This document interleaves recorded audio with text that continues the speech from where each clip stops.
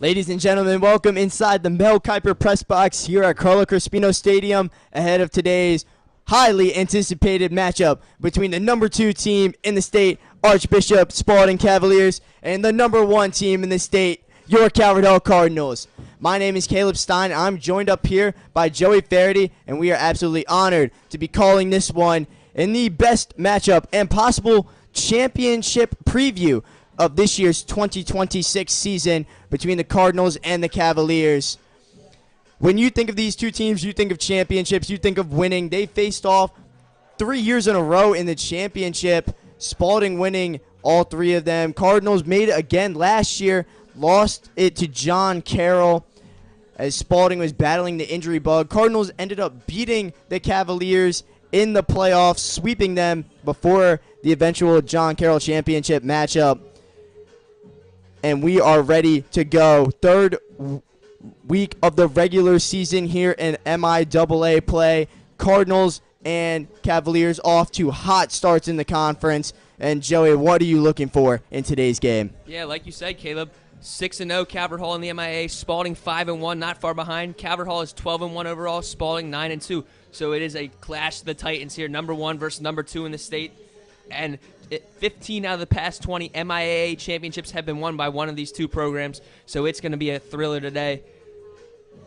We look at Vargas here. He's yet to give up a hit on this entire season. Fastball coming in at 95 miles an hour with a 4-pitch mix. Fastball, changeup, curveball, slider. It's going to be tough for the Cardinals today, but let's see what they can do. Leading off for the Cavaliers, number 1, Braden Martin.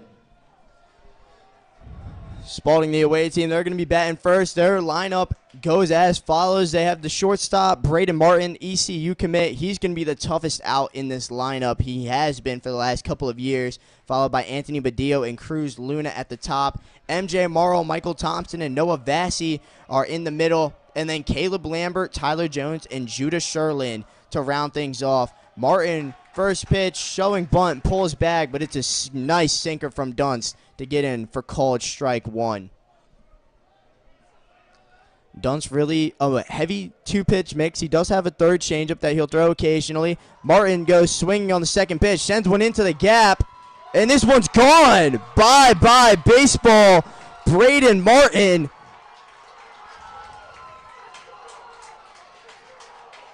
sends the second pitch out. Fastball that just got over the plate a little bit, and he is fired up. Yeah, he crushed that pitch. Hit it over the 380 sign out center. Had to be at least 400 feet. Number 3, Anthony Badillo. Martin, not really known entirely for his power, but the wind was helping him there. Really just found the barrel and was able to sense it out. That slider from Dunst, that's his around 45. He goes around 50-50 fastball slider. And then the changeup in there occasionally, like I said earlier. And Hunter Dunst, the junior, up early 0-2 on Badillo.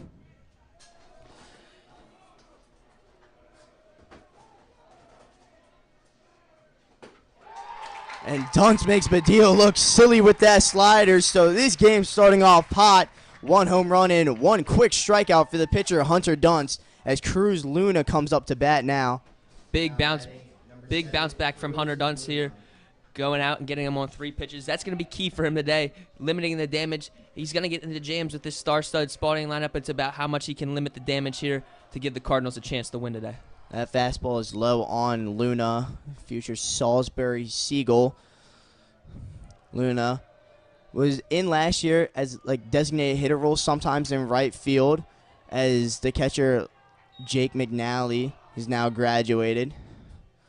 He was the main catcher, but did have some injury problems last year. Luna chops this one, hits him inside the box, so it's going to be a foul ball. This Spalding lineup looks very similar to what it was in the playoffs, but that was not the lineup that they rolled out on opening day. They had so many injuries. They caught the injury bug last year. Really cost them a couple of games without the stars on the mound for them, really. Their lineup was still just as dangerous for most of last year, but Calvert Hall found him at a good time for them, and it was really the dominant performance from Bayshore. And this time Badillo grounds one to Oliver, who makes a strong throw over to Noah Myers at first base for the second out of this inning. Good slider there by Dunce to get him to roll over. Easy play for Christian Oliver there. So now the right fielder, MJ Morrill, up to bat. First time I've seen an at-bat from him. Wasn't in the lineup that much last year. That's a called strike. Corner. These teams for the second year in a row have been playing on Holy Week. Last year, Easter was obviously a little bit later, but the team still made their way to play on the Monday, Wednesday, and Friday. And Morrow this time sends one right back up the middle. And that's going to be a hard ground ball into center field for a single. So a 2-out hit for MJ Morrow. And now the center fielder, Michael Thompson's going to be up, and he can do a lot of damage. Now batting number 8, Michael Thompson. Yeah, this is a big at-bat. See what Dunce can do here. Get him out, get out of the jam, and get the Cardinals up at bat to give him a chance.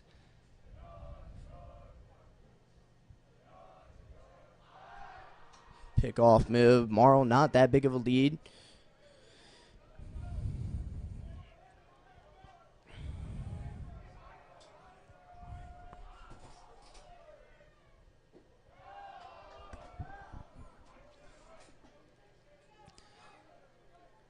Hunter Dunst has been the Cardinals' Monday starter since conference play has begun. He was one of the best starters in the Tennessee trip, really proved himself there, and they slid him in right on the Monday, get the team on the right foot there.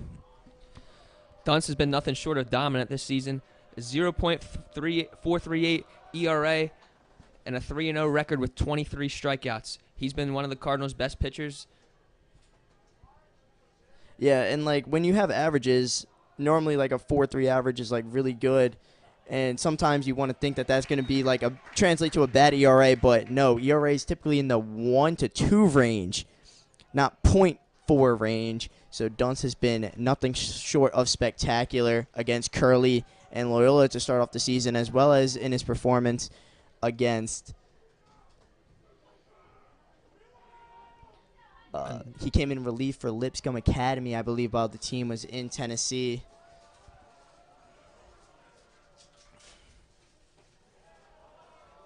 That slider's inside on Thompson.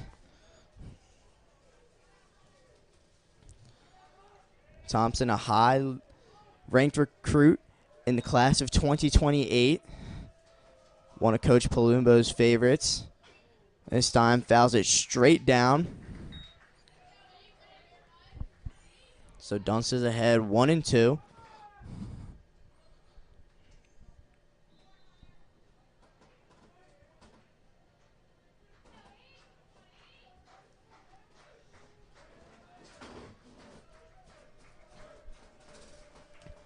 So the 1-2 to Thompson with Morrill running, slider away, Connor's throw not in time, so that's going to be a stolen base for Morrill, and now another runner in scoring position for the Cavaliers.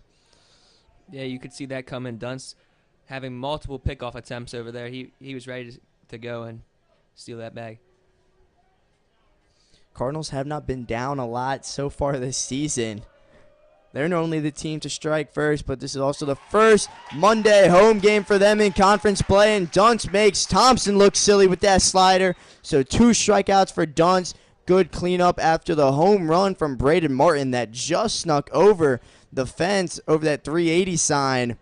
But good start for the Cavaliers as they are winning 1-0 early in this one with Alabama Rolling Tide commit Arian Vargas heading to the mound.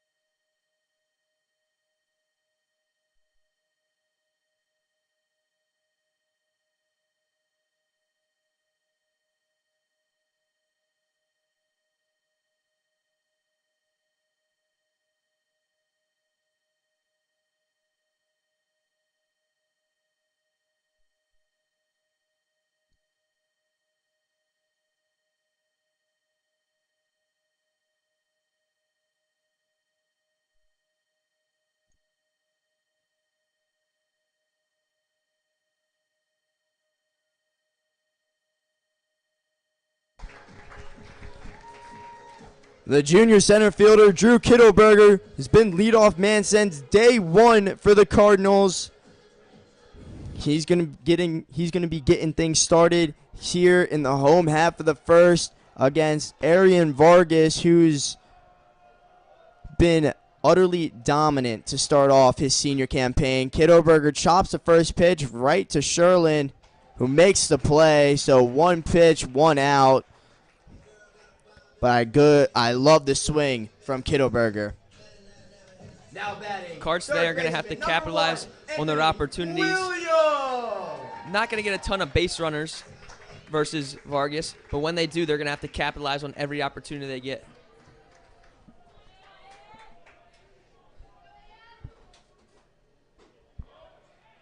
Anthony Williams sees a fastball right at the knees from Vargas.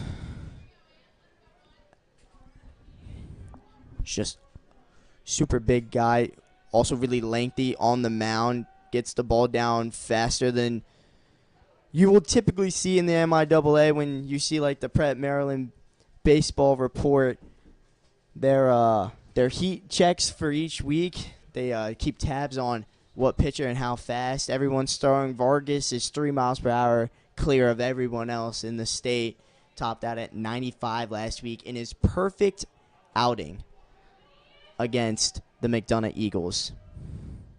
Williams takes a big hack and is just a little bit late, so he's going to go down 1-2. Williams has been the Cardinals' best hitter this season, hitting nearly 500 with the most hits on the team. And he sends one. It's Get a out, shot. Bye-bye, baseball! Anthony Williams ties this one up. The hitless streak is over. Anthony Williams delivers the first hit on Arian Vargas, and it's a long shot to left field. Superman! That was a bomb halfway up the net in left field. Anthony crushed that pitch there. Now batting, second baseman, number 3, Jake Lindsay. You were just saying, Joey, how he's one of the best hitters on this team. And the Cardinals dugout is now hype beyond belief. Lindsay sends one up the middle, back-to-back base hits for the Cardinals, and both hitters are now at 20 hits apiece on the season. Williams and Lindsay have been the 2 best hitters on the team, competing with each other at the top of almost every statistic this season. Luke Kreiner with a 12-game on-base streak for the Cardinals. He's also hitting in the 480s this year. I mean, just the back-to-back-to-back. That was a nasty pitch. Luna couldn't quite control that one behind the plate, but the back-to-back-to-back of Williams, Lindsay, and Kreiner have been formidable for opposing pitchers.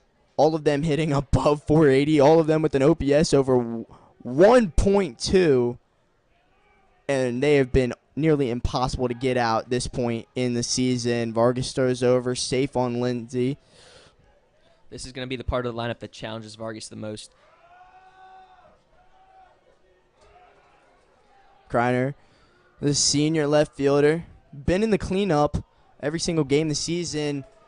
Had you talked to me and told me that, I would have said, no way, he's got to be hitting leadoff right. This time takes a big hack, fouls it straight back.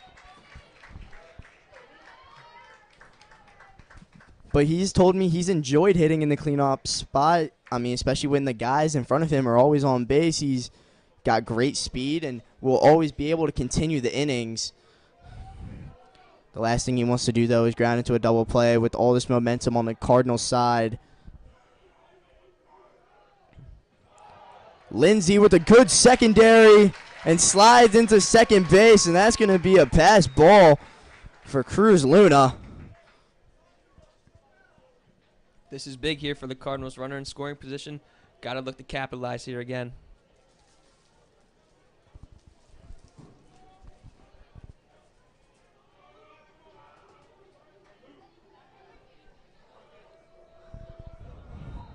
The 1-2 to the lefty Kreiner.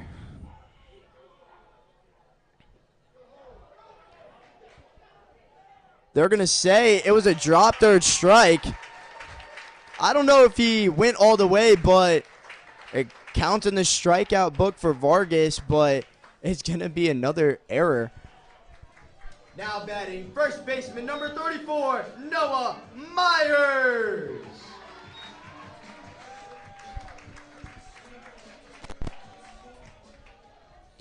I'd be looking for Kreiner to go here with his speed, take away the option of a double play. Yeah, for sure. I mean, Kreiner was running out of the box, but as soon as he saw Luna throw down to third, and Jake Lindsay had a really good jump on that one, too. And this one gets beneath the legs of Luna, and Lindsay's going to score easily. Cardinals take the lead.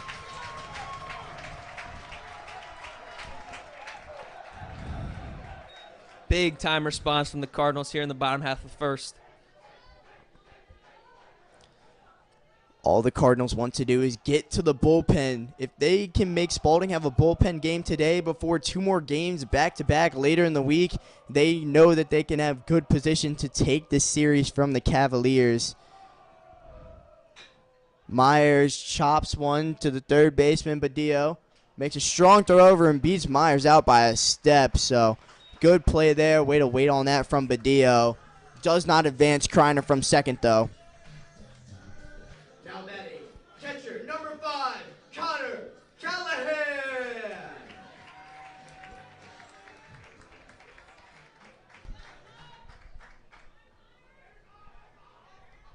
Joey, this matchup has, so far through less than 1 full inning, has absolutely lived up to the hype in this one. Yeah, it's been crazy so far. Connor sends one into center field, and he's going to get down. Kreiner going all the way with 2 outs. He's going to score. RBI single for Connor Callahan, and the Cardinals take a 3-1 lead. Little blooper dropped in. And Kreiner with his speed was always going to score on that. Courtesy running for Connor Callahan, number 15, Cooper McDonald. And this is not what the Cavaliers had anticipated going into this one. Very unfamiliar territory for Vargas here. Hadn't given him a run the entire season, let alone a hit.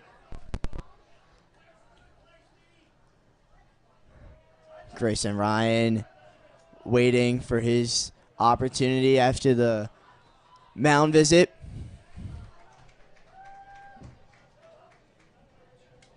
Now batting, designated hitter number 4, Grayson Ryan.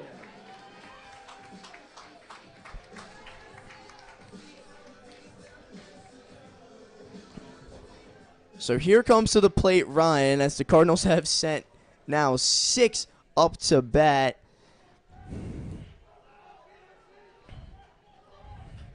Three hits, 3 runs, and a couple of errors granted. Ryan swinging, hits the grandstand, and that's going to ricochet off. It's going to land safely in the parking lot. I can't lie. I think I forgot to move my car from the danger zone. I parked far away, so I will not be getting hit today. That's smart. Ryan, the designated hitter in today's matchup, he takes a shot. This one going to just lay up in the air. Enough time for the left fielder, Noah Varsity, to make the catch. But a solid swing from Gray, but an even more solid inning for the Cardinals offense. 3 runs on 3 hits. Absolute dream start for the Cardinals, and that's exactly where they want to be. Hunter Dunst pitching now with the lead as we head to the top of the second.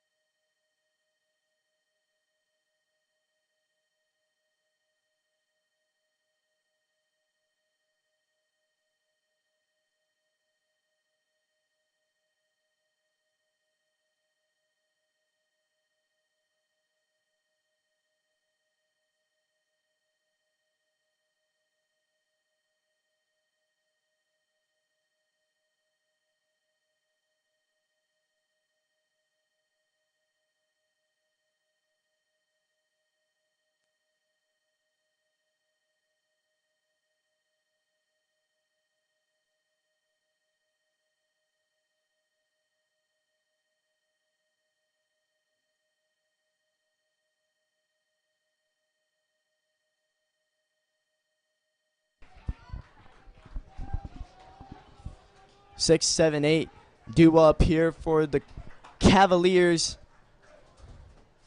Umpire wasn't quite ready. Dunst was ready to go. He's ready to face off against the left fielder, Noah Vassy.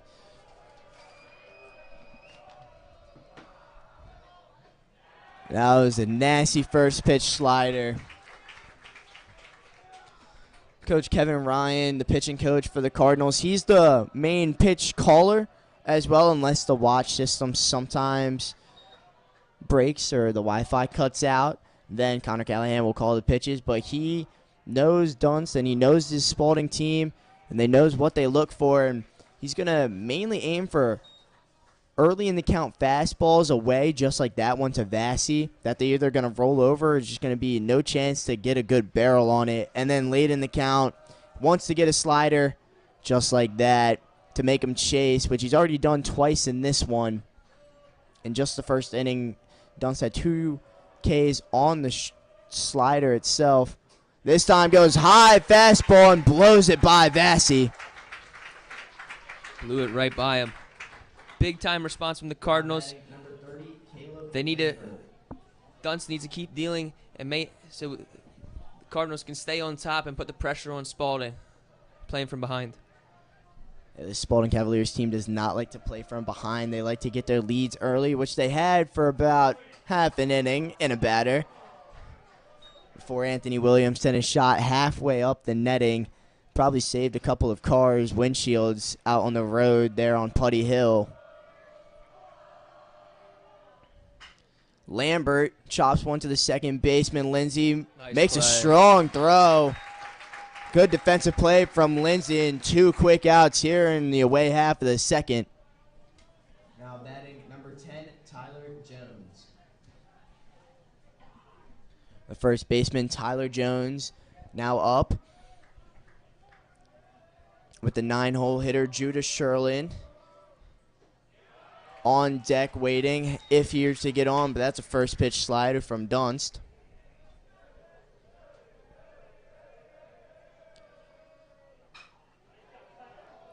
And Jones does get on. He sends one into the gap. This one's going to get all the way to the wall. This might be triple territory,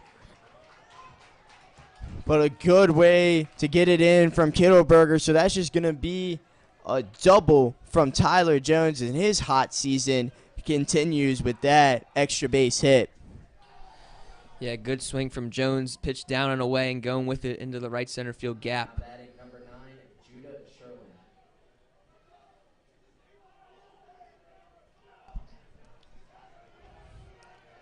Sherlin. 9-hole hitter here. That was a 2-out extra base hit from Tyler Jones. Just good job taking that fastball the other way, and Frank playing shaded more towards the line. So that went all the way down into the wall. Yeah, this just shows you how good the Spalding lineup is. Sherling, the 9-hole hitter, is a Vanderbilt commit. Vanderbilt, one of the top college baseball programs in the country. They just had a huge weekend sweep over the number 22 team in the nation, Tennessee.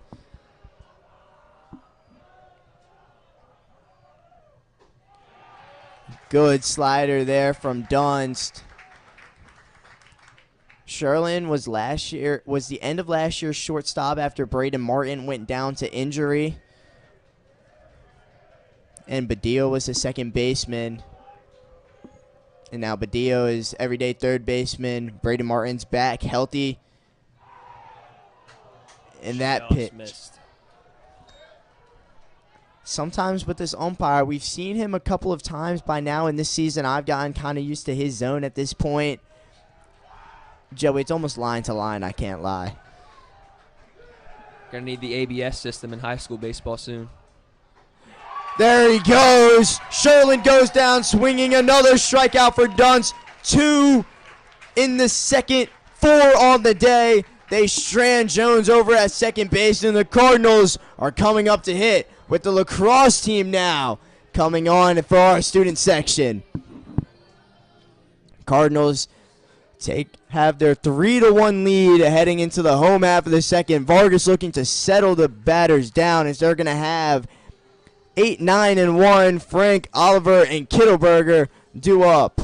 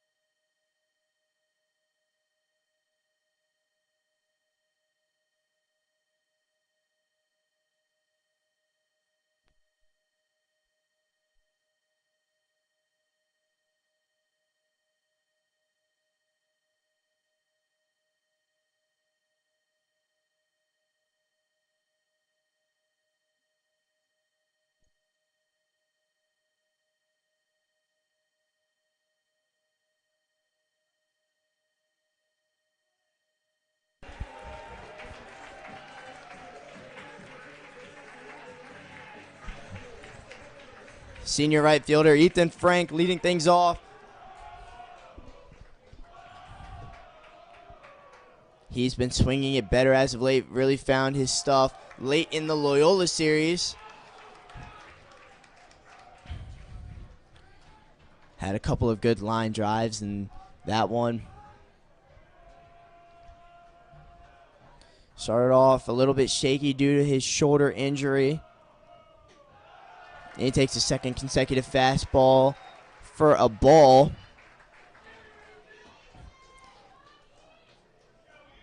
If you're Vargas, you don't want to get behind in the count. You definitely don't want to be playing behind because this Cardinals team will take all the momentum. They'll just spit it back in your face.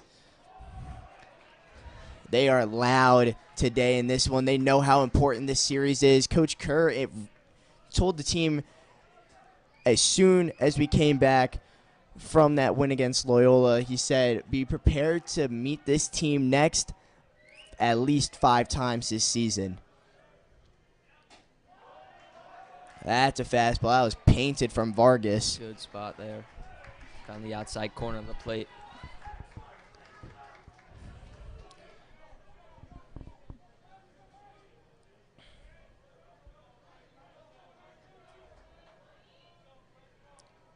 The 2-2 to Frank. That was a disgusting breaking ball. Frank goes down swinging. Can't really do much there. Now batting, shortstop, number 2, Christian Oliver. Oliver makes his return to the lineup. He was out sick last week in the Wednesday and Thursday game at Loyola. Let's see what he can do here. Yeah, we're glad to have him back in the lineup here for sure. Really good defensively at shortstop. This one just skips away. Luna's having kind of a tough day behind the plate, Joey. Yeah, he struggled. A couple passed balls. Vargas has also been a little bit wild. I think he's rattled. Again, unfamiliar territory for him.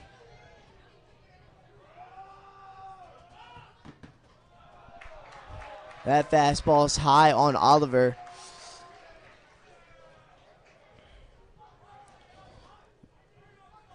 Last season, Vargas was still rehabbing from his injury in the regular season games and then came into this game 2 of the playoffs when Spalding was down late in that one. He came to relief to try and stop the bleeding from the Cardinals. But there was nothing that the Cavaliers could have done offensively against Peter Bayshore in that one. And he came in, and our hitters were ready to face him.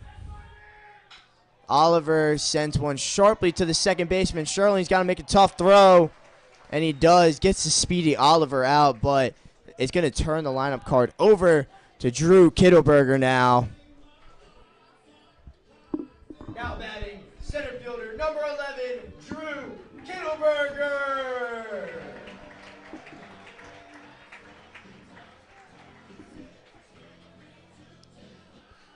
Cardinals already turning the lineup over here in the second inning. Kittleberger getting his second at-bat. Kittleberger saw one pitch in his first at-bat, chopped it to Sherlin. This time goes inside. I thought it hit him. Must have just hit the edge of the glove. Maybe even caught a little bit of the umpire shaking his hand a little. Yeah, I thought that hit him too.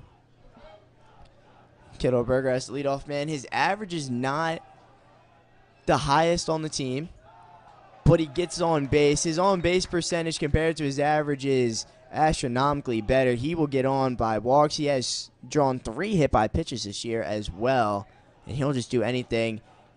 But most importantly, he sees a lot of pitches. First at-bat of this game was excluded. Has some pop too. He's went yard this year before. Yeah, in the home game against Curly, when the wind was actually blowing in, he powered one out to right field, sent that over. Main piece of scoring in that one. That was the low-scoring game against Archbishop Curly. And that was just terrible weather that whole week. But the 3-0. Fastball right down on the inner half of the plate.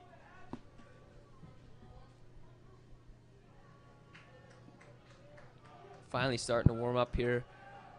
It's good, around 70 degrees today. Takes ball 4. The on-base power of Drew Kittleberger strikes again. And now it's going to turn it up to Anthony Williams. Now batting, third baseman, number 1, Anthony Williams.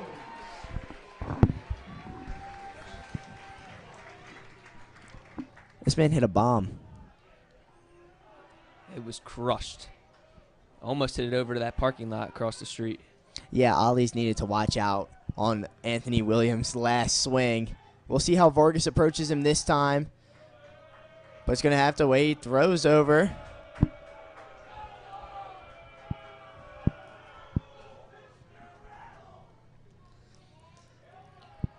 Yeah, Vargas is going to be rattled pitching to Williams again. He's going to look to pitch him away.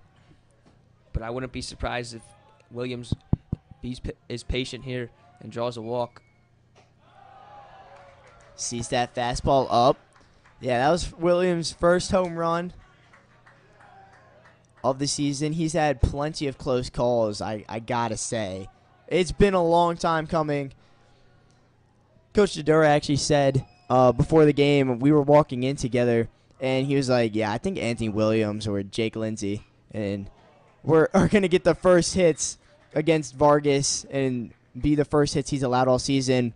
He was actually right on both of them. They both got a hit in the first inning in that one, and Williams was just the louder one. Was that Williams' first ever home run for Cabot Hall? Did he hit any last year? Yes, he did. He that was not his first. He hit, I think, maybe 2 last year. One was for sure against Loyola when everyone hit a home run in the Loyola series last year. Not as many home runs last week. They had Preston Atkinson go yard in game 1, and then Jake Lindsey hit an absolute moonshot in game 3 of that series. The Calvert Hall lacrosse guys are not happy with Vargas throwing over on Kittleberger. Little do they know that he's afraid to throw to Williams right now.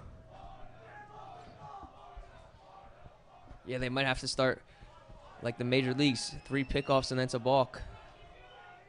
Keep up the pace of play. Kittleberger is running. Good pitch to run on. Lunas throws, not in time. Good jump up there by Kittleberger. No chance for Luna to get him. So a 1-2 count on Williams. That slider was called a strike right at the top of the zone. I believe he hit the home run on a 1-2 count. I thought it was 1-0. Could be. I think it was a 1-0 fastball right at the top of the zone, belt high. Williams turned on it, especially with the wind blowing out today. There's the first good block from Luna that I've seen today. Saves Kittleberger from going an extra 90.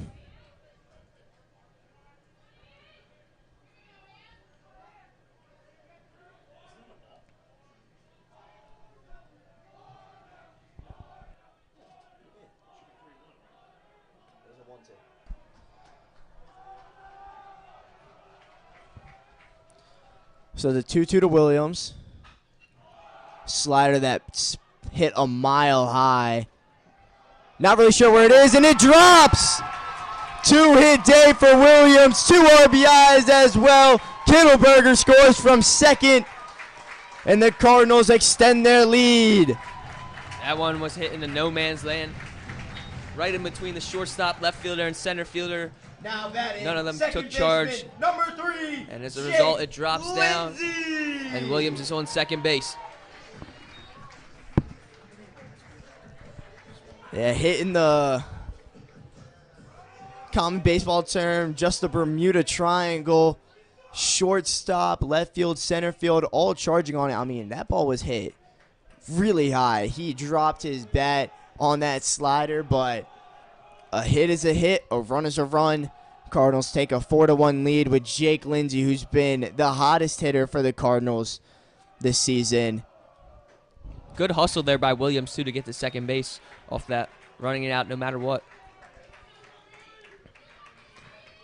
Lindsey wanted his second home run of the season on that swing.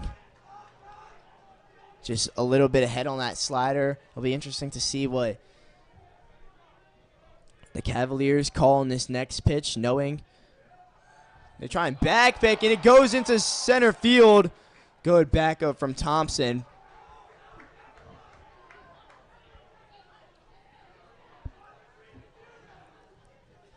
Yeah, Vargas clearly rattled here.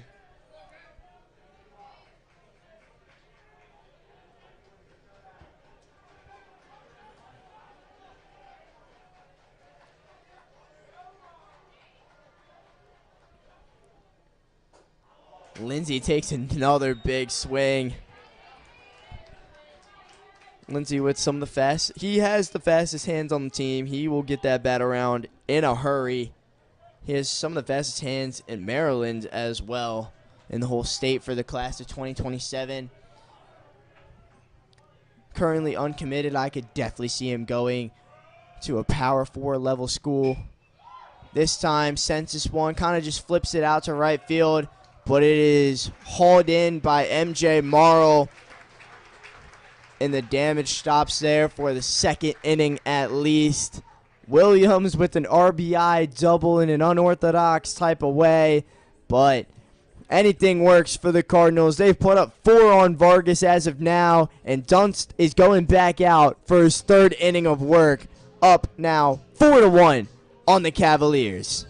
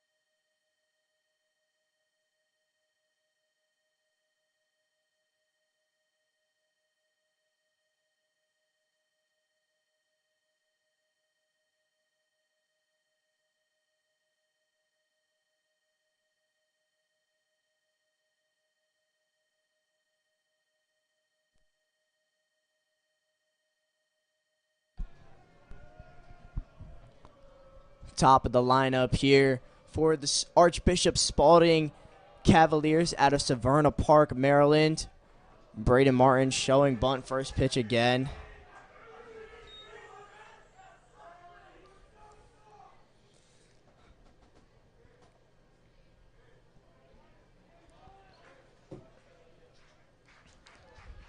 Joe, you can just tell from the fans, from the student section that was formed in just by the dugout's energy, that you know that it's Spalding week for baseball. It's the most fun week of the year, honestly. These are the 2 best teams in the state year in and year out. Yeah, obviously the number 1 and number 2 in Maryland, and have been for the past 20 years. I think I said it earlier, but 15 out of the past 20 MIAA championships has been won by these 2 programs. Spalding's had the more recent run. Martin grounds it to Dunst, makes a quick flip over to Myers. Safe play there from Hunter Dunst to get the first out, and Braden Martin is retired for the first time in this one. Now batting number 3, Anthony Badillo.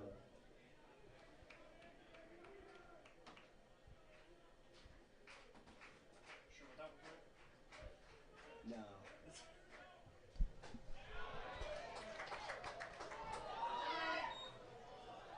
Badillo takes a slider for a ball, which I was almost certain probably could have been called a strike there. Maybe a little inside.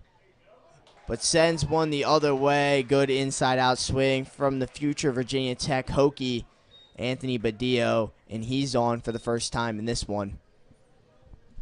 Yeah, if that were the major leagues, Callahan would be tapping his helmet, and we'd be reviewing for the See if that was actually a ball. Caleb, I got to ask you, what do you think of the new ABS system in the major leagues? So I didn't know how I really felt about it. I'm a umpire myself for Little League, and I really don't like when people question my calls like that. So as an umpire, I kind of feel for them. But when I was watching it and watching the O's take the 8-6 win over the Twins, I saw the Orioles win like 4 straight challenges. And I'm like, you know what? This is kind of hype. I do like it. I think it keeps umpires a little bit more accountable, and it gives the hitters and pitchers what they want. If they know that they had a good take, they want to be rewarded for it. So I think it's good in that kind of regard, and it does also keep the game in a better momentum swing. I agree. And you have to be conservative with your challenges. You only get 2 per game if you get them wrong. So you have to be really sure about when you're going to challenge and when you're not going to challenge. I think, too, it's really made for when there's really bad calls, too, like the USA-Dominican Republic game in the World Baseball Classic, the pitch at the end of the game, very controversial. That could have been a ABS challenge right there. And then, you saw that the umpire actually had the opening day game against that Dominican Republic player, and they made up right before the game. So there's no bad blood between them anymore. Yeah. Yeah, I think it gets the crowd going for sure when they put it up on the scoreboard and they see it's a strike. Everybody starts going nuts. Yeah, I think MLB, they've made good rule changes. I do like the bigger bases. I do like the pitch clock. Makes games a lot quicker. But Dio's just going to steal without a throw from Callahan. That was just wonderful jump from Badillo. I think the pitch clock makes games a lot quicker. Like, if I go to a 6:35 Orioles game, which we'll be on tonight, against the Texas Rangers, if I were to go to that game tonight, I would be able to be home by like 9:30 at the latest, including stadium traffic getting out. So I think the pitch clock's been really helpful. I think the mound visits have been helpful in like making sure that they're actually strict on those. ABS is good. I think that the 2 is a very good medium, because if you get them right, you do retain your challenges as well. Luna chops this to shortstop. Going to be a tough throw, but Oliver makes it. Good pick from Myers, and it's going to keep Badillo at second base. Nice pick there by Myers. Now batting number 4, MJ Morrill. So the right fielder, Morrill's up.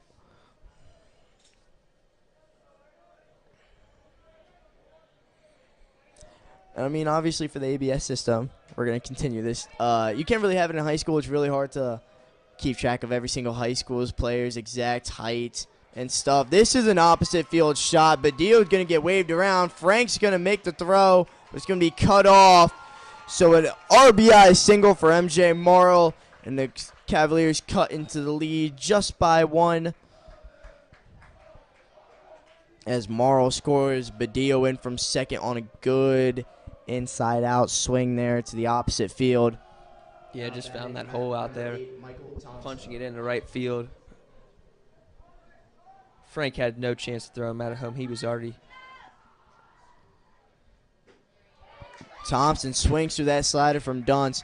Frank has had a couple of outfield assists this year. There was a big one in that home game against Curley. He threw one on an absolute seed right to Callahan. Yeah, that was a frozen rope. Changed the momentum of that game. But with 2 outs, Badillo was running on contact, so that would have been that throw had to be like around 200 miles per hour to get him out from where he was, especially with the speed of Badillo.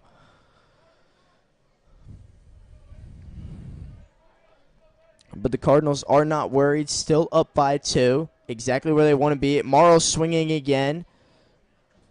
Morrill running again, but has to go back because Thompson was swinging again, this time fouled it off.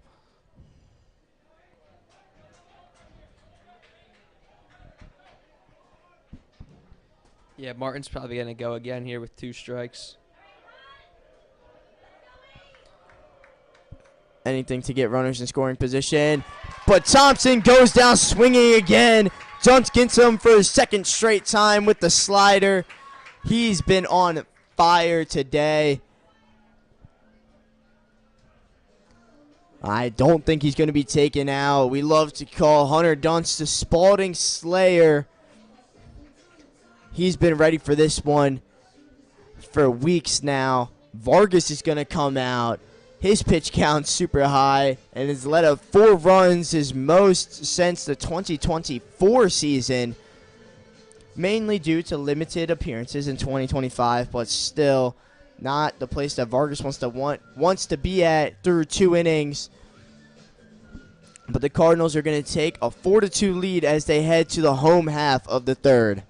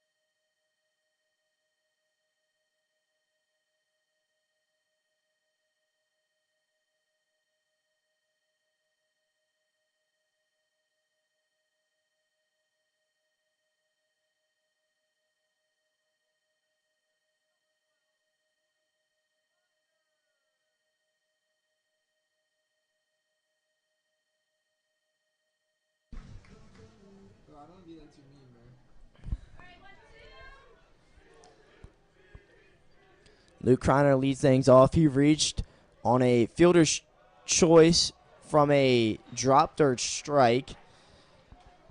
Lindsey was on second base, and Cruz Luna decided to throw down after Lindsey had a great jump on it. And Kreiner ended up scoring on another pass ball from Luna. He takes his swing and a miss from a changeup from Vargas. Yeah, there was confusion there by Luna if it was called a strike or a ball. So he went to third base, not knowing Kreiner was taking off the first. The 0-2.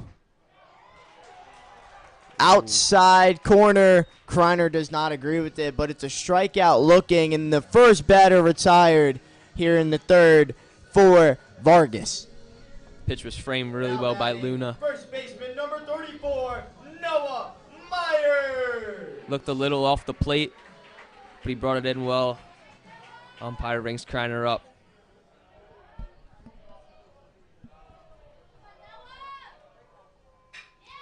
Myers hits one to second base. Sherlin's over there, makes the play. So 2 quick outs here. Just a 1-pitch at bat for Myers. Not really what the Cardinals' offensive approach should be here in the third, with Vargas' pitch count already high. Yeah, this is the last thing you don't want to do. You don't want to let Vargas get into a groove here and start dealing. Callahan has an RBI single here in his first at-bat. He sees that fastball up from Vargas. Connor, the senior catcher, got pulled up to varsity after his freshman year, so he's been seeing Spalding a lot. He's probably seen them the most on this Cardinals team. Championship freshman year, regular season and championship sophomore year, and then last year regular season and playoffs. As a junior, first time starting as catcher for them. Backed up Braden Wolf for the past couple years.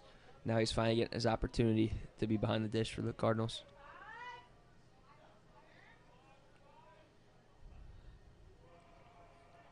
He's been swinging it well. He started off super hot at the beginning of the year, kind of cooled off a little bit, but also just got unlucky with some plays by the defenders. Takes a big swing and a miss from that slider out of Vargas.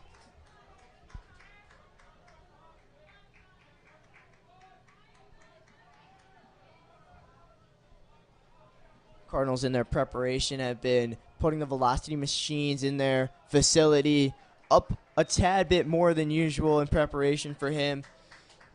Hardest thrower in the MIAA this year. Good at bat here by Callahan, really working the count and extending Vargas' pitch count, having to make him work for his outs. Yeah, one of the longest at-bats of the day right now, honestly. But it's strike 3 looking again, so 2 strikeouts looking for Vargas and a ground out to second base. Cardinals, for the first time today, put no runs up in their inning frame.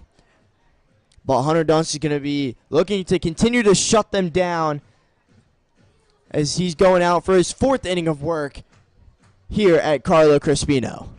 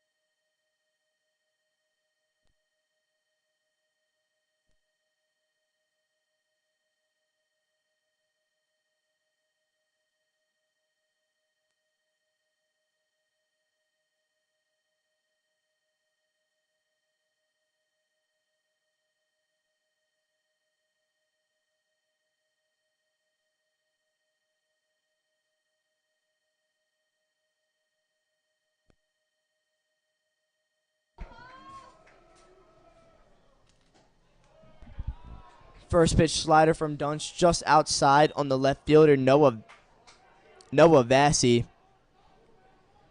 This might be, unless it's a ridiculously quick inning. That foul ball is going probably into the grass near the front of the school, honestly, from Varsity. Unless this is a super quick inning here from Dunst, probably will be his last. We see Cole Kantorski, the junior, warming up on the bands inside the home side bullpen. Him and senior John Ellerman will take an extended reliever role. And that's a 1-2 slider well out of the zone, but Varsity chases. So that's another strikeout for Hunter Dunst, and he's having himself quite a day on the mound. Now batting number 30, Caleb Lambert. Yeah, his slider's been good. They've been chasing a lot of them. Most of the hits have come off the fastball. The slider's been really difficult for the Cavaliers today.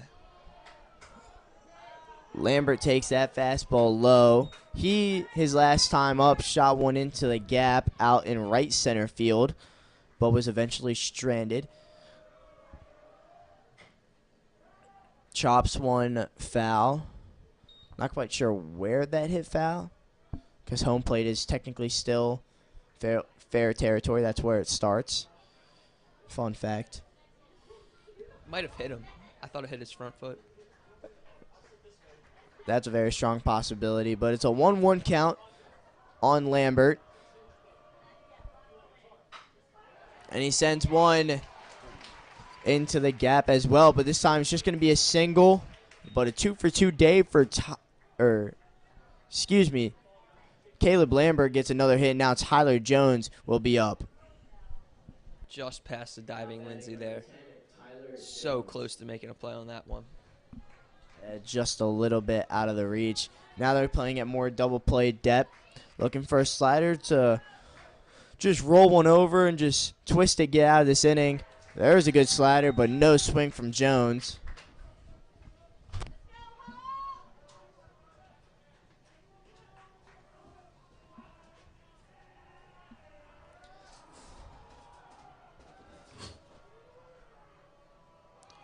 Runner goes. Lambert going, but the throw down from Callahan not in time, so that's a stolen base for Lambert. in his first couple at-bats against the Cardinals in his high school career. Lindsey trying for the hidden ball trick there. Runner does not fall for it.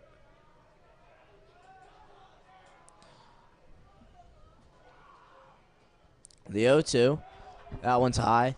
Dunn's currently at 56 pitches, 38 of which are for strikes, so it's not a matter of him not delivering on his pitches because he does have 6 strikeouts to 0 walks. This one's heading, drifting, foul.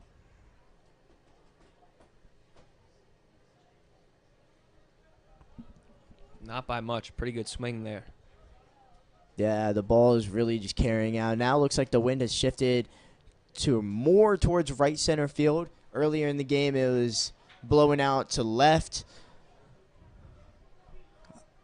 And about every single one of the home games here for the Cardinals have been extremely windy. Not a single just regular calm day here in Towson, Maryland. Always got to be a bunch of wind. This time, sent one out. Kittleberger going back, and this one's off the base of the wall. Tyler Jones having himself a day. Lambert's going to score standing up. And Tyler Jones with his second double of the day drives in another run, and Spalding only trails by 1. Now batting number 9, Judah Sherlin.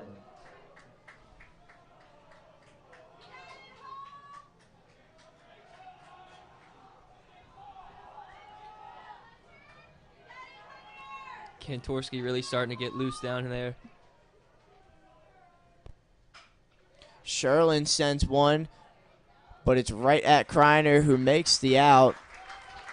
So 2 quick at bats for Judah Sherlin, and he's been retired both times, but it's going to take us to the top of the lineup, which is the scary part for the Cavaliers. Now batting number 1, Braden Martin.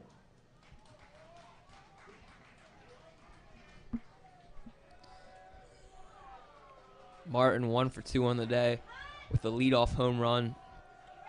Tapped out to Dunst in the 3rd inning. This one gets behind Callahan, and Jones is going to make it to 3rd.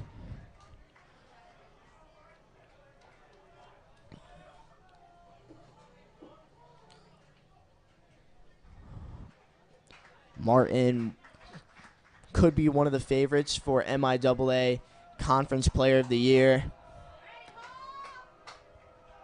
He's been lighting it up, and he's been doing it his whole high school career, and he's going to be playing in Greenville, North Carolina next year at East Carolina University, where Joe Palumba, the head coach of Spalding's brother, is an assistant coach there. I learned that today from Coach Randy Kale. They've had a couple of guys go to ECU through their pipeline, and that connection now connects the dots a little bit more. Who was the most recent guy they had? Thomas, right? Parker Thomas? Was that the guy? I believe Parker Thomas, yeah. That was the slider that clipped the outside. One of their guys who... Nathan Wines. Oh, yeah. Nathan Wines, one of last year's starting pitchers who also got injured. He's committed to ECU. Slider, same exact spot. The entire Cardinals infield was running towards the dugout on that one. But, yeah, Wines and Parker Thomas and soon-to-be Braden Martin all heading to East Carolina with Coach Jeff Palumbo. One of their guys, I believe, signed with the Yankees after graduating. I'm not surprised. Christian got to make the throw. Martin's speed beats it out. That's why he's so dangerous, folks. Braden Martin has incredible speed down the base paths. That was just a perfectly played by Oliver, and now Coach Kevin Ryan's gonna check on his pitcher Dunst, who has now led up 2 runs in the 4th inning, and Spalding has tied this one back up. Yeah, Oliver did about all he could do there. Got it out of his glove quick. Martin's just speedy down the line, beating that one out.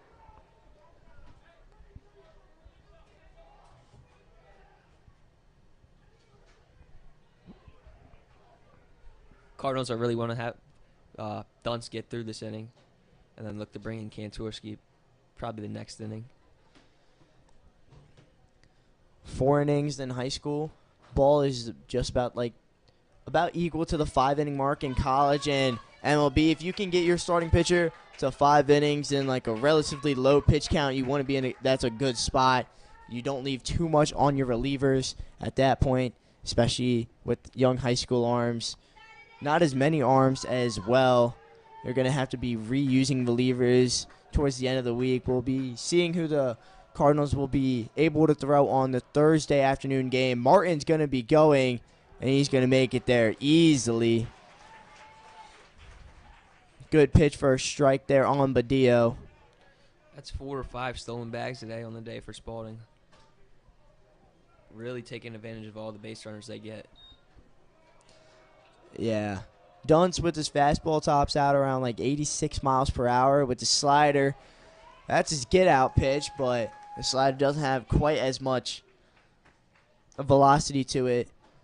So if you can get lucky and steal on a slider, especially with the speed of Badillo and Martin at the top of the lineup, they'll most likely be able to beat it out.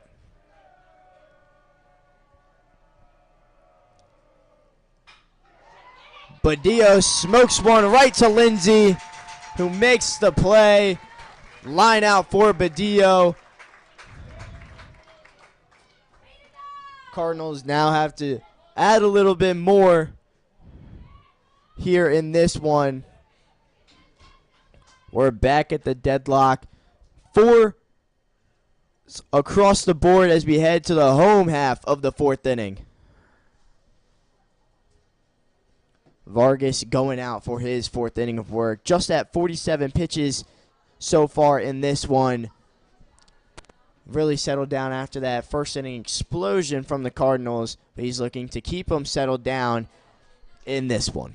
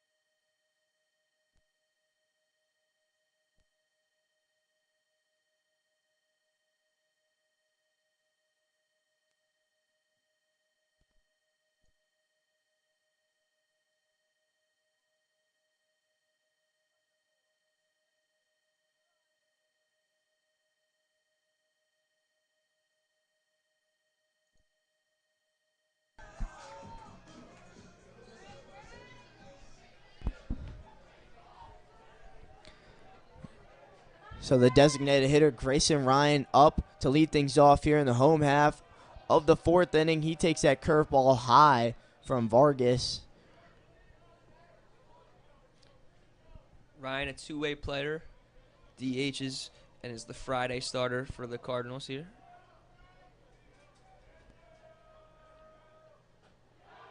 Takes a big swing out of that. He was looking fastball there in a 1-0 count. Got the slider instead.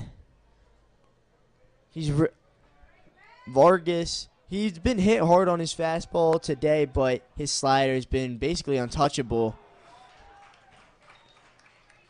That one drops in at the bottom of the zone.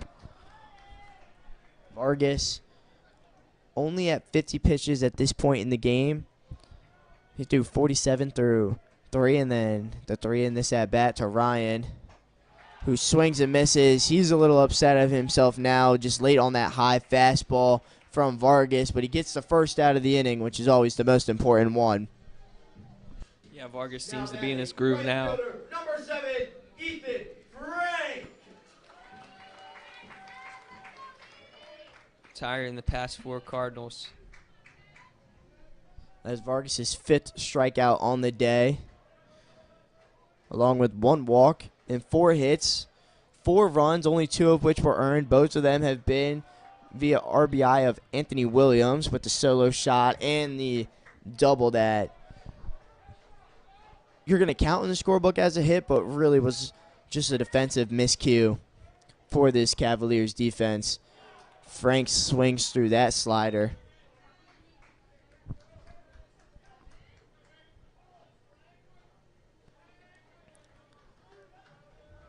Committed to Clarion University up in Pennsylvania.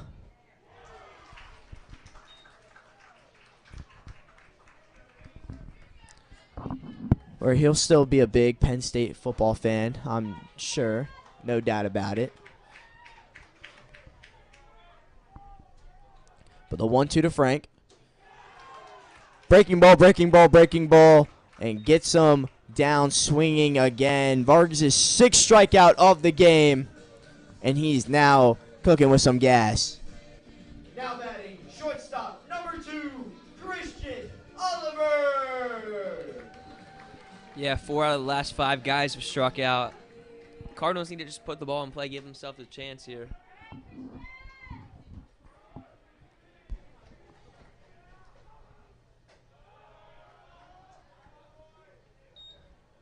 Christian Oliver, his biggest moment last season was a pinch hit, go ahead, bunt against the Spalding team in the Thursday game that eventually went into extra innings. That game was on Holy Thursday.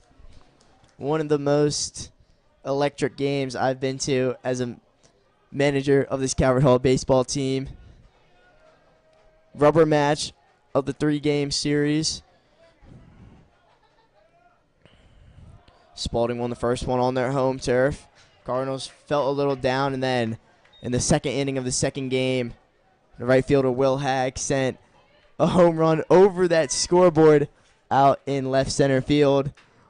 Really just changed everything in the season, changed everything in that series off of Peyton Mamula, who is now at University of Maryland. Just got his first collegiate strikeout against the number 12 ranked USC Trojans this past weekend. How about them Terps upsetting the Trojans? College baseball's been crazy this season. The only team that's stayed consistent at the top has been the UCLA Bruins. Oliver draws a 5-pitch walk. Exactly what the Cardinals needed there. Any base runners they can get. Now batting, center fielder, number 11, Drew Kittleberger. Oliver turning the lineup over to the top of the order now. That's absolutely huge. Oliver, one of the fastest players on the team. He's over at first base. He's most definitely a threat to steal, but I think they understand that, so they will have lots of pickoff moves for him. I'm sure of it.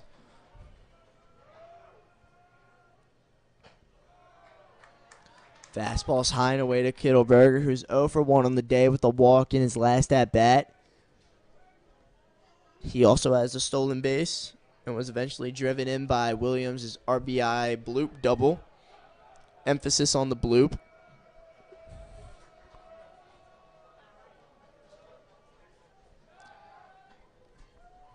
There's the first pickoff move.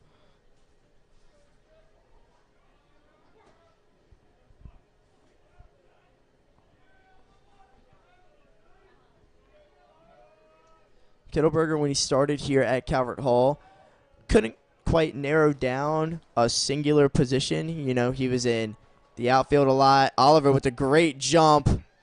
He's going to slide in safely. Count goes to 2-0 on Kittleberger.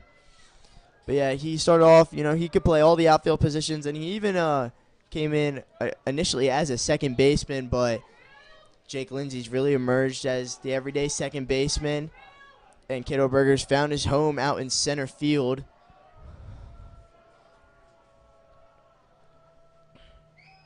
Oliver dancing over there off second base. That slider's down. Another ball.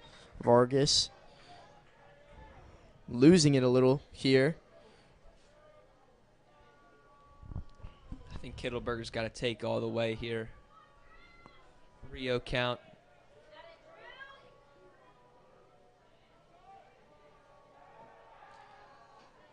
Pickoff move, not in time. You could see Martin breaking for the bag, and Oliver felt that, got in just before the throw.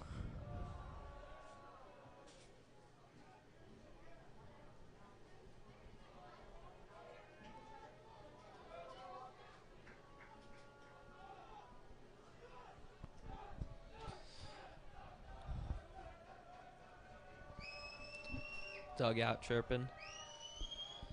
The 3-0 to Kittleberger. Ooh. Called for a strike. Looked a little inside to me up here. Yeah, but when it's 3-0 like that, you typically give the pitcher the benefit of the doubt. I think that's pretty silly, but it's just the tendency that umpires do.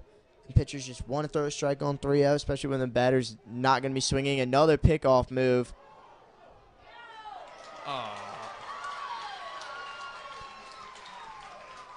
Oliver's going to be called out. Looked like he came off the bag. I don't think he did. I didn't either. Looks like Cole Cantorski's coming in for the Cardinals. Hunter Dunst, his day is done after 4 strong innings. We weren't quite sure how much Dunst was going to be able to give the Cardinals today. He's been battling some arm injuries. Got really sore after that Loyola game. Just turned out to be some tightness in the forearm. Led to a couple problems in the elbow region, which can be very, very scary for the pitchers. But nothing truly in the elbow that was injured. He is going to be fine. And that was good. 4 solid innings from him. 6 strikeouts, 0 walks. Did level up 8 hits, 4 runs, all earned. But now it's going to be the tall junior, Cole Cantorski, coming in for relief of Dunst as we start the top of the 5th here. I'm still a little confused. I think Oliver, he did get back standing up, but I thought he stayed on the bag the whole time. Base umpire thought differently, called him out as Martin applied the tag the whole way. Vargas got out of that.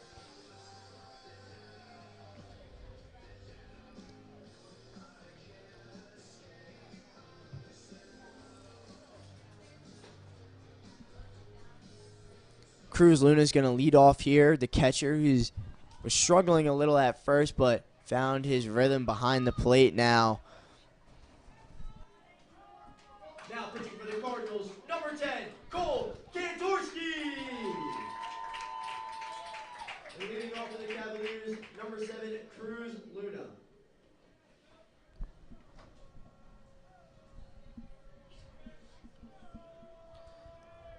So Cantorski's first pitch to Luna is slapped, but it's going to stay up. Kittleberger didn't have to move at all. 1 pitch, 1 out for Cantorski. And that's the type of efficiency that you love to see as a pitcher. Now batting number 4, MJ Morrow. Looks like Will Bush is down in the bullpen too. Just getting ready in case anything happens.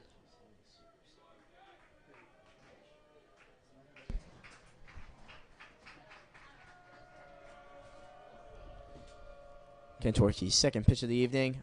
Another swing this time. Cut right through that high cheddar.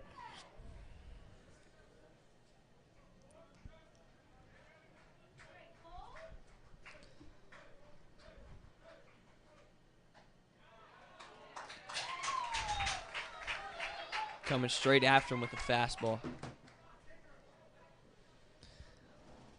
Cole Cantorski, also a varsity kicker here at Calvert Hall.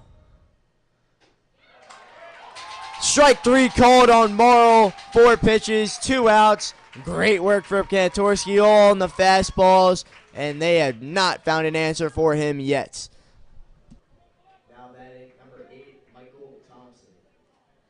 I heard Kantorski became the kicker. He was actually going out to be a manager for the football team. Went out, drilled a 55-yarder. That's how he got the job as the kicker for the football team. Yeah, former soccer player. There's the first breaking ball, and Thompson couldn't check his swing. Yeah, Coach Ty Ward, right place, right time, honestly, for Kantorski. And saw him kick a couple of extra pointers, mainly a very good kickoff guy. And that's the first ball of the inning thrown by him, but he really enjoyed it. I do expect him to be back out there for his senior year of football next fall. Thompson fouls that slider off. But he was a pitcher first at Calvert Hall and a pitcher at heart always. But when they say pitchers aren't athletes, they are not referring to Cole Kantorski. Strike 3 swinging, completed by the tag of Callahan. Thompson's currently 0 for 3 on 3 sliders for strikeouts. Kantorski shoved in the away half of the 5th, kept the Cavaliers scoreless. The Cardinals getting a little talking to, as they're going to need to lock in. Vargas goes out for his 5th inning, and he's truly settled down in this one. Cardinals looking to add a little bit more damage as we make it to the bottom of the 5th.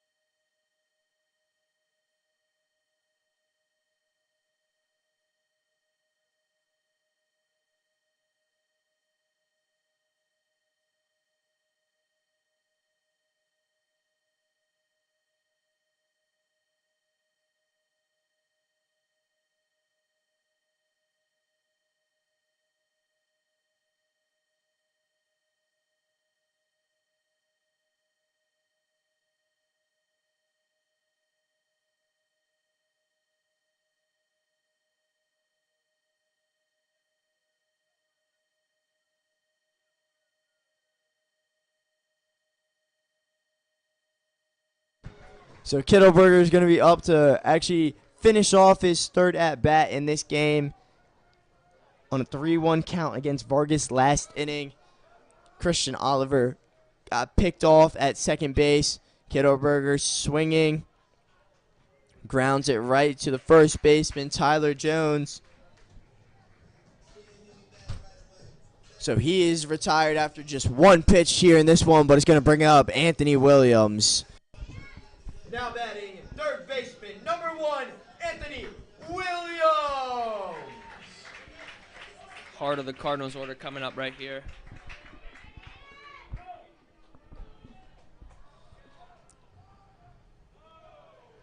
That slider, about a 40-footer, spiked by Vargas.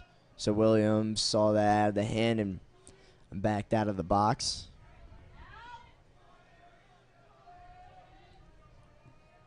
The Cardinals are going to do some damage on Vargas.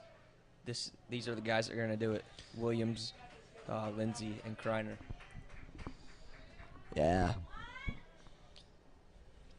They just need to find a little bit more of a spark here. in the later innings. Haven't scored since the second inning. 2 straight scoreless pitching outings from Vargas. The main thing is just want to get long at-bats here, try to get him out of the game and get to the bullpen.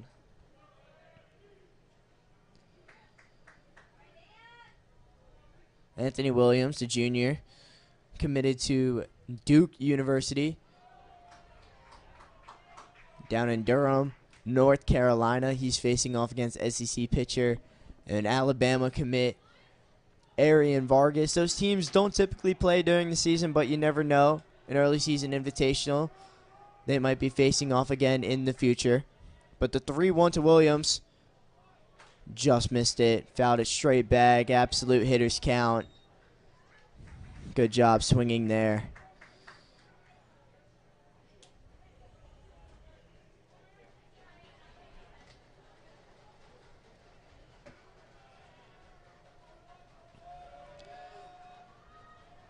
The payoff to Williams. Smoked. And that's going to get behind the center fielder, Thompson. 3-hit day for Williams. He's looking to go for a triple. He's going to get in. Standing up, Anthony Williams. Home run, double, triple in his 3 at-bats. He's really figured out this Arian Vargas kid. And a runner at third with 1 out. This is where the Cardinals want to be. Now batting, second baseman, number 3, Jake Lindsay. It'll be interesting to see if Williams can get another at-bat. Single away from the cycle. Pretty rare to see in high school baseball. That would be quite the day for him, for sure.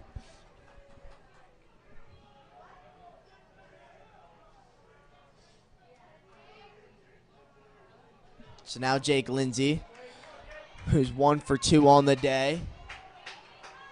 Hard hit single, his first at bat, and a fly out to right field. Cavaliers defense on the green part of the turf. That slider called for a strike. Any hard contact from Lindsay should bring Williams home. Soft ground ball is going to be tough with the Spalding Cavaliers infield in.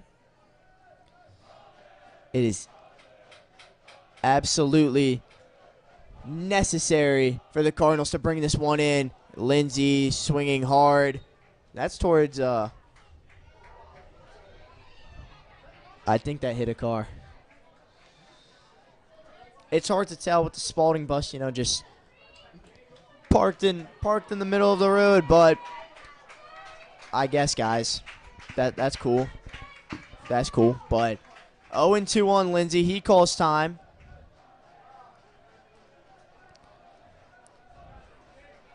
If the Cardinals don't score this run, Coach Kerr will be on them for days about how they could not get this run in, especially in a tie ball game late in the innings. Bench getting fired up here. Really trying to get in Vargas' head.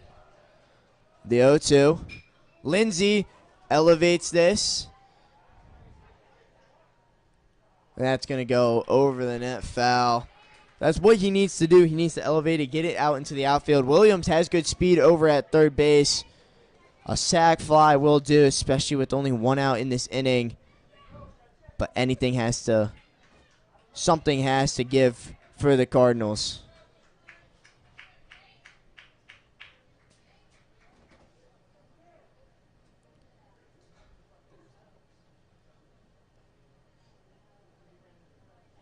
Got a Spalding coach running out to right field. Now, I didn't see what Marl did the whole way, but it looks like something might have been up with his arm. Maybe he ran into the fence tracking that fly ball down.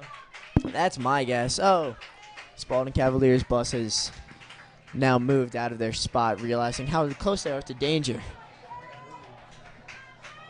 So the 0-2 again. Lifts this up. It's going to be a hard play. That was not deep enough. Lindsay knows he missed it. So now it needs to be a base hit here from Kreiner with 2 outs to score Williams over on third. Now batting, left fielder, number 12, Luke Kreiner. This is the guy you want up at bat here. Been solid all season.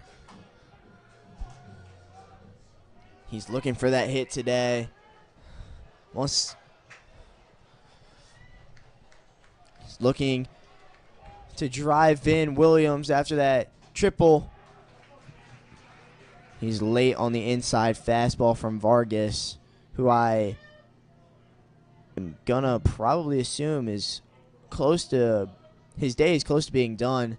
Pitch count's really getting up there. Still early in the season as well. The 0-1 to Luke. Fastball called again outside of the plate. I don't even think I can call that outside part of the plate. That was just outside of the plate.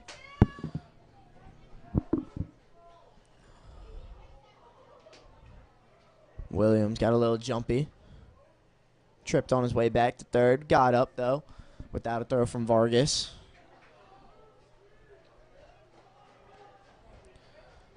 The 0-2 to Kreiner. Is this going to stay up?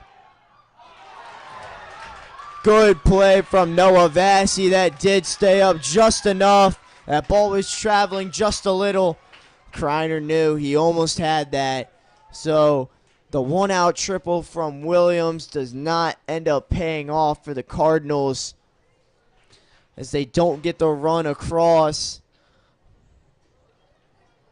Good play in the outfield there from Noah Vassy to make that catch on Kreiner. Robbed him of extra bases. Good swing there. Just unlucky for Kreiner. We're tied 4-4 heading into the 6th inning. Cole Kantorski out after that very efficient first inning of work from him. He'll be out looking to continue to shut down this Cavaliers offense.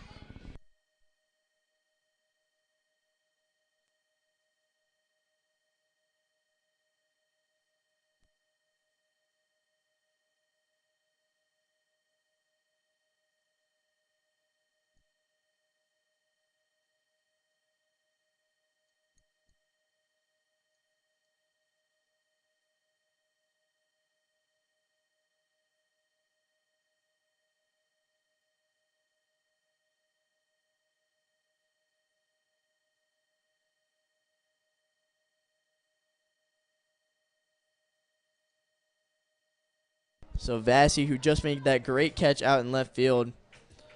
I was out there early before the game just shagging some balls from BP. The ball was traveling a little. I thought I had a good jump on it and ended up 10 feet over my head. I saw you make a couple plays, though, out there. Hey, but that's why the playing days are over for me. I'm now up in the booth, happier than ever, and a little bit warmer on some days. Vassy sends this one high. Frank's going to have to run under it and makes the grab. Long fly out for Noah Vassy, but the first out of the inning regardless. Now Caleb Lambert is up to bat against Kantorski. Frank had to go a long way to get that ball.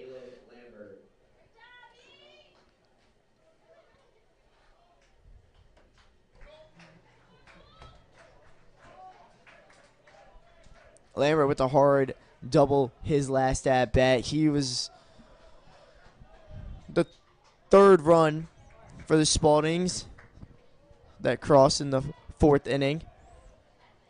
Spalding on 1 run, 0 runs, 1 run, 2 runs, 0 runs. While the Cardinals have gone 3-1-0-0-0. Vargas has really stepped up after that first inning,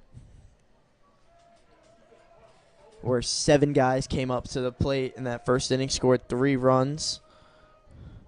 That's what's really kept the Cardinals in this one so far. Yeah, I think that Williams home run really got him rattled in the first, but able to settle in his groove ever since.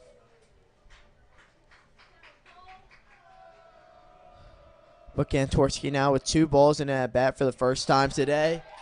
comes back firing with the fastball for a strike at the bottom of the zone. Kantorski, big frame junior, looking to top around 88, 89 on the season. Wow. He's been calling that pitch all day, too.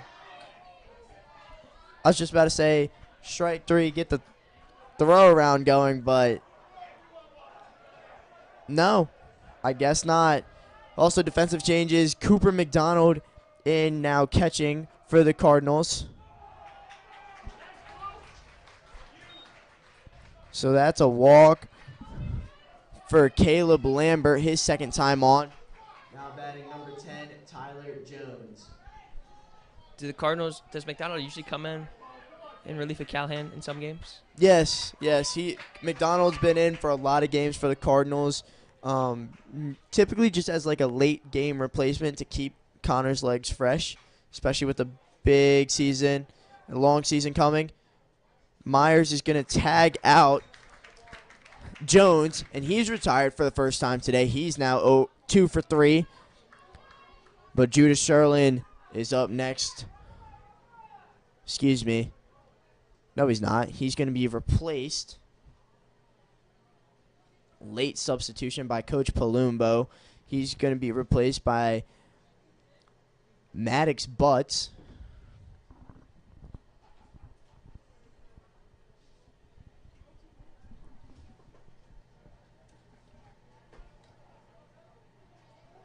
Now batting as a pinch hitter for the Cavaliers, Maddox Butts.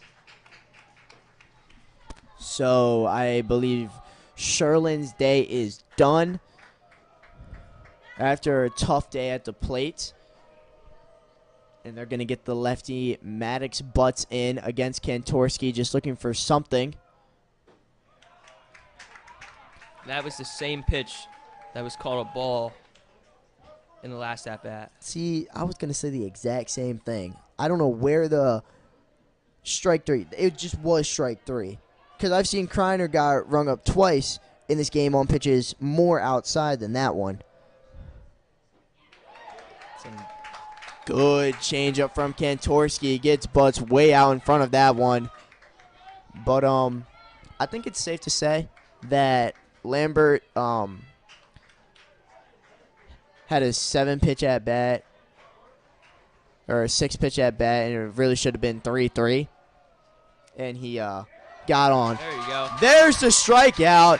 Kantorski gets out of this one. Butts goes down looking. Kantorski shuts him down for the second consecutive innings, and the Cardinals looking to do a little bit more damage here in this one. Vargas looking out to go for his 6th inning of work. Cardinals have been seeing him all day, and they're going to have Myers, now McDonald, and Grayson Ryan up. 5, 6, 7 due up against Vargas in the home half of the 6th inning when we come back. Still tied at 4 here at Carlo Crispino.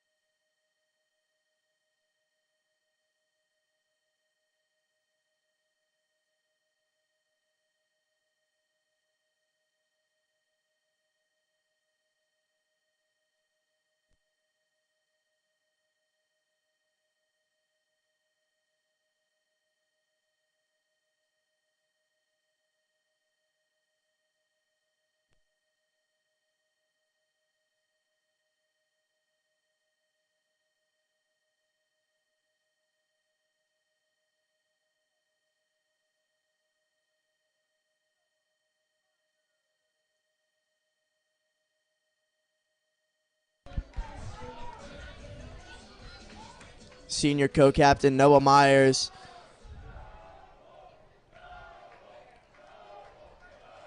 Looking to start a late game rally for the Cardinals, who have been deadlocked at 4 runs since the second.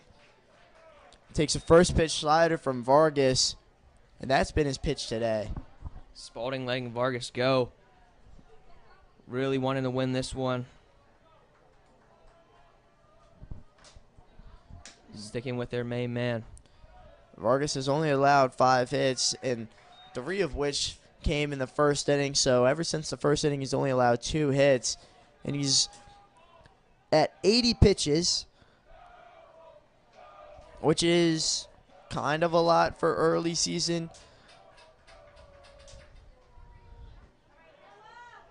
That slider called for a strike. He may be at 81 pitches, but they know that later in the series on Wednesday and Thursday, they're going to need as many relievers as possible, healthy and ready to go. Cardinals have been the first team all year to put up runs against Vargas. Lays off that slider. Good take by Myers. Not even close to a swing. Count evens up at 2-2. Noah, future Green Terror at McDaniel College. But he strikes out swinging. Vargas' 7th strikeout of the day. And it's going to be Cooper McDonald as a full pinch hitter for the Cardinals. Now batting, number 15, catcher Cooper McDonald.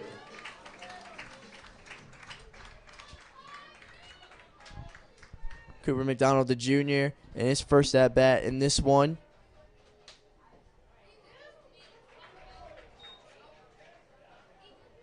That one's called a strike. In his last at-bat in the Loyola series, he hit one off the top of the wall in right center field. He was so close to hitting one out. That is Loyola Blakefield at Veterans Park. It is such a hitter-friendly ballpark there.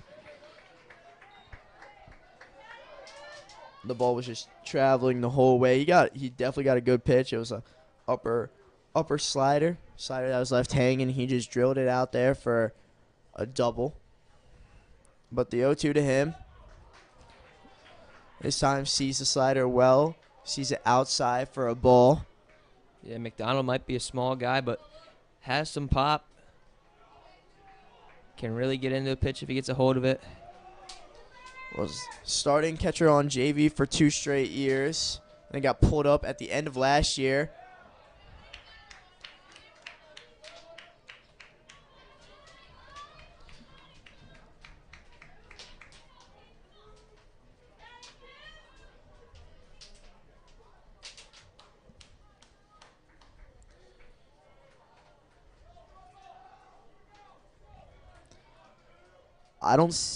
There looks like there is finally a body in the Spalding bullpen.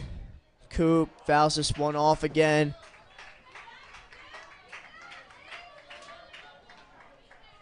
The dugout, or not the dugout, the parking lot looks pretty bare out there. You see my car right near the danger zone. Only one in that area. Took a big risk, but hopefully it pays off today.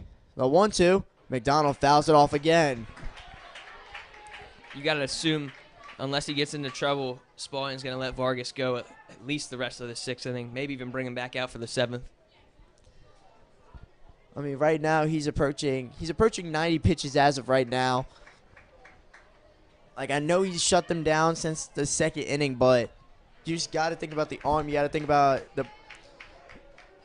just his health still early in the season. McDonald really making him work here. Vargas really upset that he missed about all of last year with that injury. And Spalding really missed him last year for sure. You could just tell. That time, another slider Good high. take. McDonald, a bit of a smaller guy, but that slider is not going to be called a strike. So McDonald working a long at-bat, the longest at-bat of the day so far. Battle back from 1-2. 3 straight foul balls and now 2 straight balls taken. So the payoff pitch to McDonald. Ball 4, and he's pumped up. Really huge good at bat.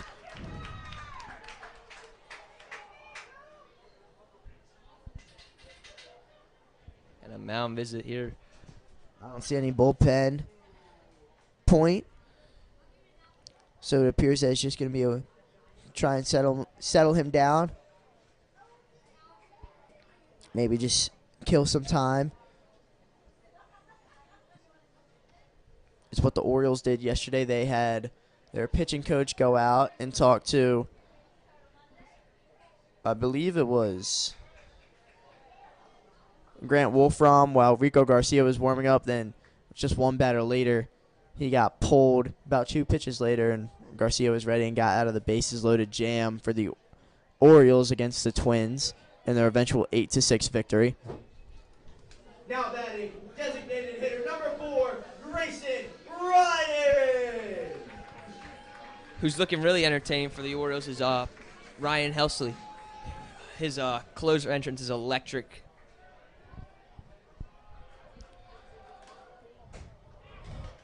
Grayson taking another big swing.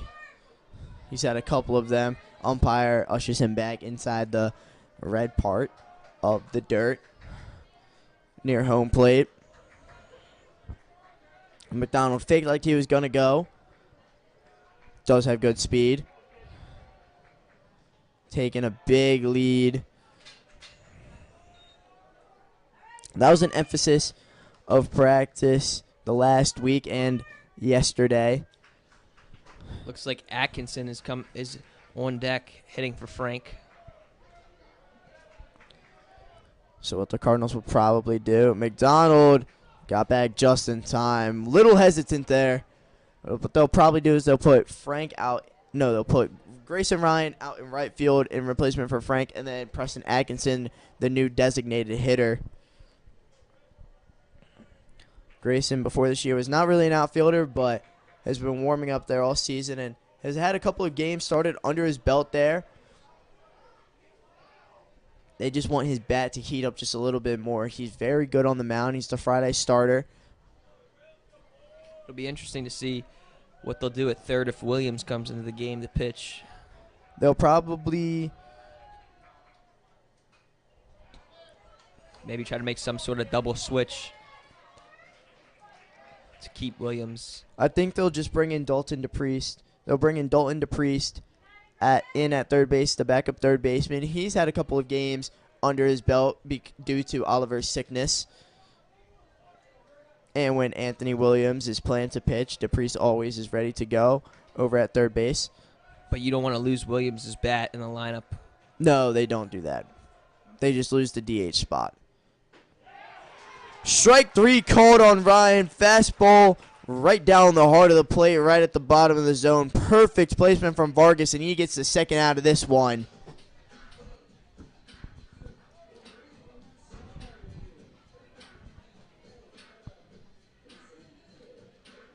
Now batting, number 33, Preston Atkinson.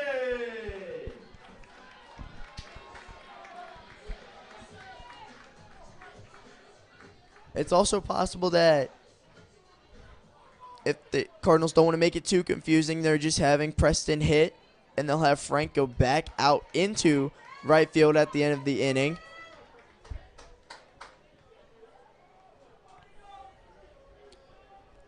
But the Cardinals really want Anthony to pitch with the lead. Atkinson homered last Monday at Loyola. I believe a 3-run shot, if I'm not mistaken. I think it was a 2-run shot. It was 11-3 in the top of the 6th inning.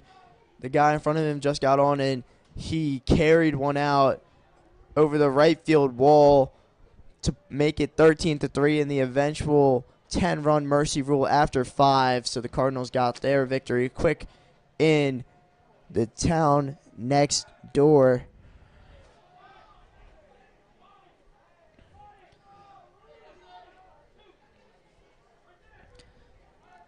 Atkinson was planning to hit in this game.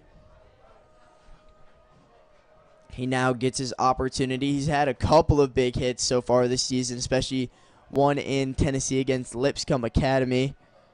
McDonald now running. The throw from Luna, not in time. Hit and run put in place, but mainly just a swing to get in the throw of Luna. But McDonald gets another stolen base to his name. And a runner in scoring position. Bang, bang play there at second base. McDonald doing a nice job sliding in there, getting under the tag.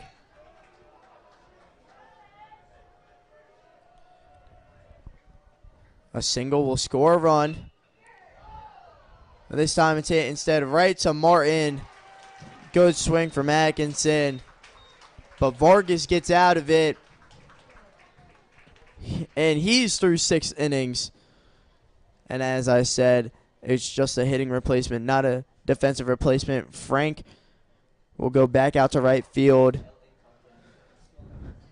Cole Kantorski is out for another inning of work. He's been doing a marvelous job on the mound in relief of Dunst.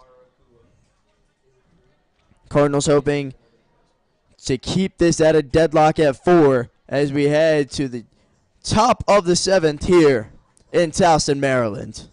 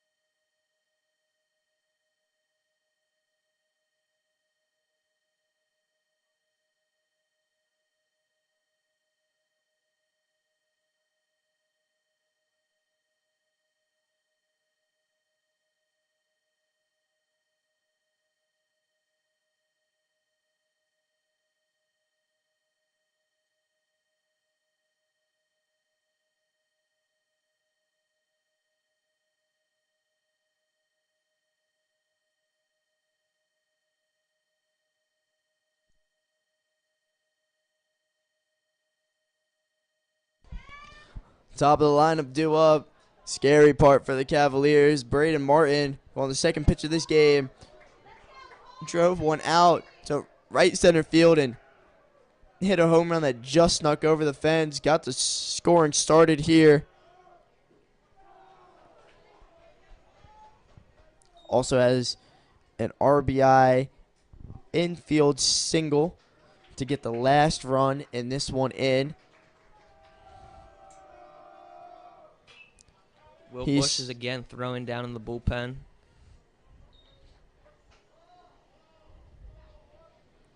Cardinals hoping to not use too many, as in they want to keep Kantorski in and then walk it off in the 7th.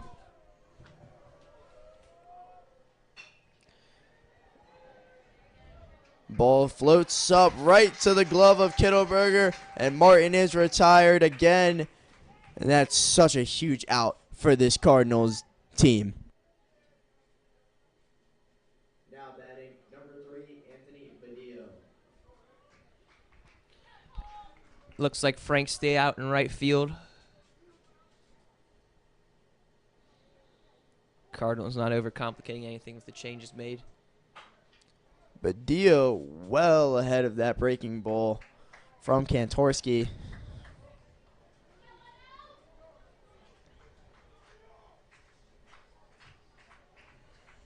Badillo's gotten on base a couple of times in this one. Also a couple of strikeouts.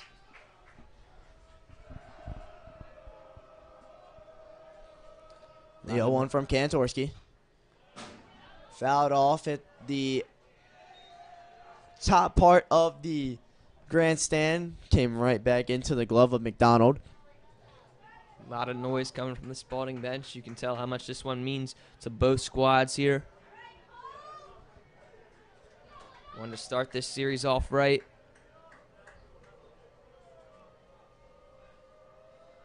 The 0-2 to Badillo. Pops it up, and this one's going to get out of play. It's not sure how that one happened. It came back into the stands. Almost hit a... Luckily, just landed in the seats where nobody was. The 0-2 again. Strike 3 called! Badillo does not like that call, but it's been called all day. Kantorski mowing down these Spalding hitters. That's a big strikeout for Cole Kantorski. That's number 4 on his evening. Between him and Hunter Dunst, they have struck out 10 Cavalier batters. There's another good slider into Luna. On these teams, these games are always down to the wire. Ooh. Right off McDonald there. I think it caught him in the helmet. Yeah, I think it was a foul tip. Hit off his helmet, then went up 30 feet on the net. Yeah. You don't see a bounce like that off the head very often. No, you don't. Look like McDonald's all right, though.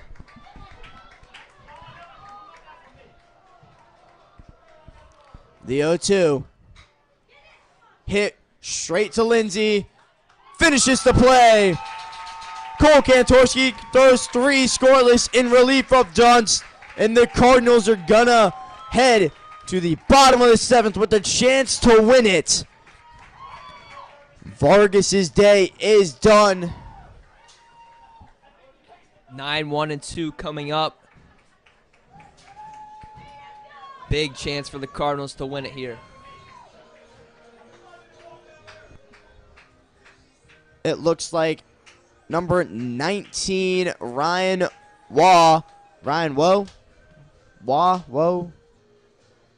I'll get a name check in just a minute. He comes on in relief.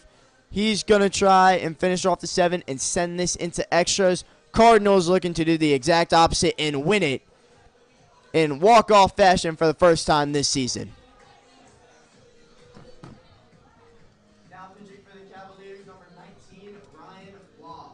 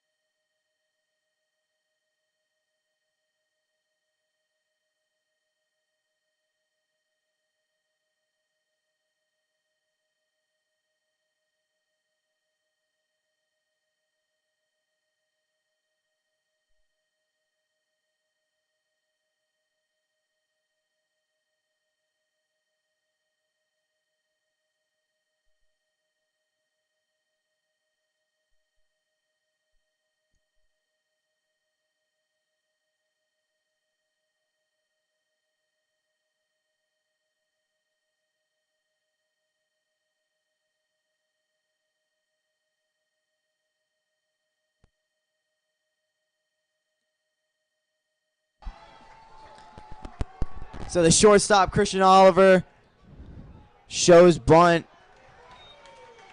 I think they're going to call that on the pitch because he definitely pulled back in time. Ryan Waugh.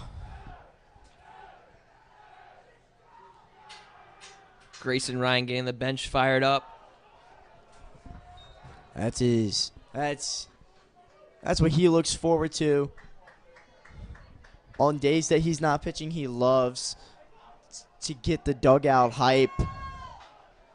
This one's popped up straight on the infield. Everyone giving way for Martin, who makes the catch. So the first out, most important one for the Cavaliers. The Cardinals aren't out of it yet. Now batting, center fielder, number 11, Drew Kittleberger. So this is going to bring up Kittleberger for the third time in this one.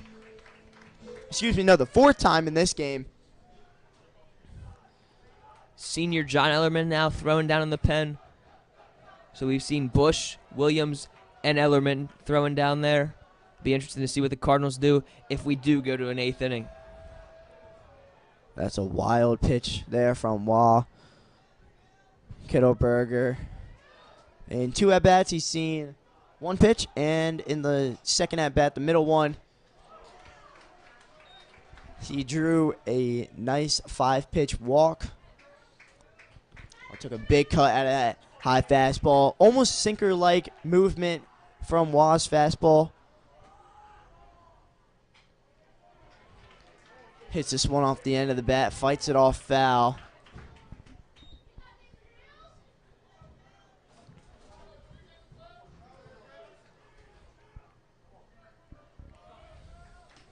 They're going to have the dangerous Anthony Williams up next. 3 for 3 on the day. Kittleberger sends this one high and deep into right field, and bye baseball! Drew Kittleberger walks it off for the Cardinals and sends the Cavaliers home packing. 5-4, Cardinals win. Kittleberger's second home run of the season, and the Cardinals extend their in-conference winning streak to 7 games. What a swing by Kittleberger. Getting out on the pitch and smoking it to right field. The celebration begins. Jake Lindsay cannot believe it. Kittleberger is ecstatic, and everyone on this Cardinals team is out on the field celebrating their walk-off victory over baseball rival, the Spalding Cavaliers. What a game this was. Joey, it's been an honor to call this one with you. We started it off with a home run from Williams and ended it with one from Kittleberger. Yeah, what a game. Toughest one of the series to get with Vargas on the mound, and the Cardinals get it done today. Walking it off here in the bottom of the 7th. We both stood up as soon as he hit it. We both knew that one was gone. Watch out, Bocce Club. That one was way gone from Kittleberger. Jake Lindsay still can't believe it. He's got his hands over his head. Coach Kerr gave the fist bump of joy. He knew that this one was the biggest one of the series. He knew that this one was the most important one to win, and now they have all the momentum going into Game 2 Wednesday at 4 p.m. That's going to be all here today from Carlo Crispino Stadium. For Mr. Travers on the camera and Joey Faraday joining me on the mic, my name is Caleb Stein saying thank you and so long. Next game we will be on will be Thursday afternoon at 4:30 against this same Spalding Cavaliers team. Thank you all for listening and have a blessed night.